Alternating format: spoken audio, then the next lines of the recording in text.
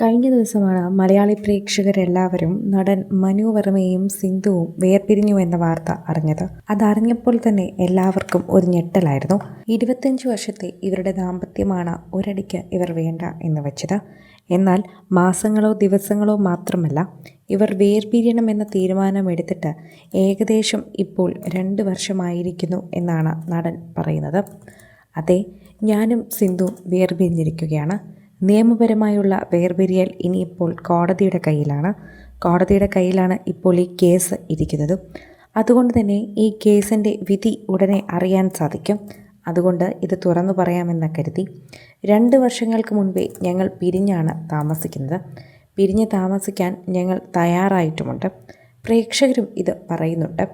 പ്രേക്ഷകരുടെ അടുത്തേക്ക് ഈ വാർത്ത എത്താത്തത് ഞങ്ങൾ തന്നെ ഇതാരോടും അധികം പറഞ്ഞിട്ടില്ല എന്നതാണ്. വളരെ അടുത്ത വൃത്തങ്ങൾക്ക് മാത്രമാണ് ഞങ്ങൾ ഇപ്പോഴും പിരിഞ്ഞ് താമസിക്കുന്നു എന്ന വിവരം അറിയാവുന്നത്. അതുകൊണ്ട് തന്നെയാണ് പലരും ഇതറിയാതെ പോയത് എന്നുകൂടി പറയുന്നു.